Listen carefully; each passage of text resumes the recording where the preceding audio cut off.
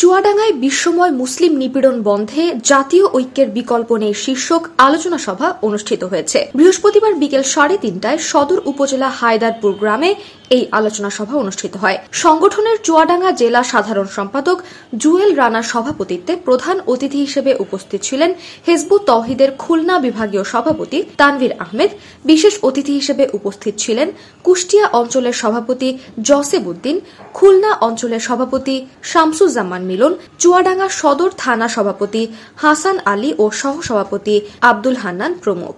প্রধান অতিথি তার বক্তব্যে ফিলিস্তিন ইস্যুতে পশ্চিমা বিশ্বের নীরবতার তীব্র সমালোচনা করে বলেন, বাংলাদেশের মাটি নিয়েও বর্তমানে নানামুখী ষড়যন্ত্র চলছে। এই ষড়যন্ত্র মোকাবেলায় পুরো জাতিকে ঐক্যবদ্ধ হতে হবে। অপরাজনীতি ও ধর্মের নামে চলমান ঐক্য বিনাশী কর্মকাণ্ড বন্ধ করার আহ্বান জানান তিনি।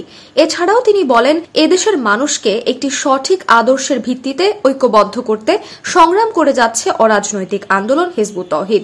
এই সংগ্রাম অব্যাহত থাকবে বলে প্রত্যয় ব্যক্ত করেন তিনি। অনুষ্ঠানে হিজবুত তওহিদের এই আহ্বানকে বাংলার ঘরে ঘরে পৌঁছে দেওয়ার জন্য ঐক্যবদ্ধ হয়ে কাজ করার প্রতিশ্রুতি ব্যক্ত করেন উপস্থিত এলাকাবাসী। আপনারা জানেন, সারা পৃথিবীতে মুসলমানদের ওপর কি জুলুম, কি নিপীড়ন, কি হত্যাযজ্ঞ চলছে, এটা কারোরই আসলে অজানা নয়। এই সংকট থেকে পরিত্রাণের জন্য আসলে একটা সিদ্ধান্ত নিতে হবে। আজ আমরা বিভিন্নভাবে বিচ্ছিন্ন বিক্ষিপ্ত আছি।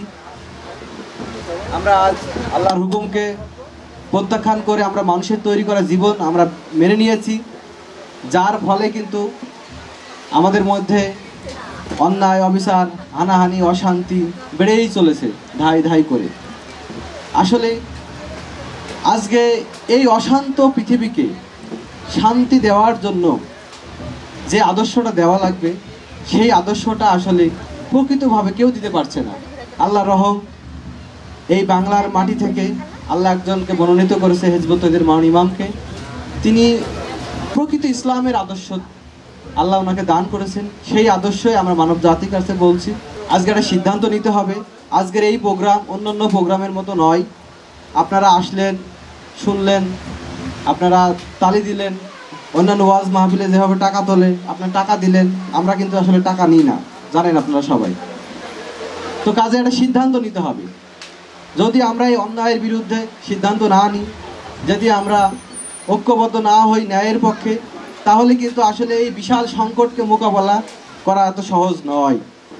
আপনারা জানেন, বর্তমান Iraq, Syria, Afghanistan, Lebanon, Chechnya, Bosnia, উড়ঞ্চি, মায়ানমার, আজকে ফিলিস্তিনে গত 75 বছর ধরে পাখির মতো গুলি করে হত্যা করছে মুসলমান ভাইদের। তারা কি আমাদের ভাই না? আমাদের ভাই।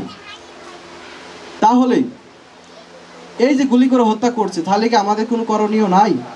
আমরা কি আসলে এই নিরুপায় হয়ে শুধু আমরা দেখব সারা দুনিয়াতে মুসলমান নিধন চলছে, আর আমি আমার ব্যবসা বাণিজ্য, ক্ষেত খামার, আমার পরিজন নিয়ে থাকবো? আসলে এটা কি স্বাভাবিক জীবনযাপন? যদি এইরকম জীবনযাপন করি, তাহলে কি আমাদের এই দেশ, জন্মভূমি বাংলাদেশ, এই দেশ কি সঠিকভাবে আগামীতে চলতে পারবে? আসলে তারা একটা সিদ্ধান্ত নিয়েছে, সারা পৃথিবীতে মুসলমানকে ধ্বংস করার একটা তারা পরিকল্পনা নিয়েছে।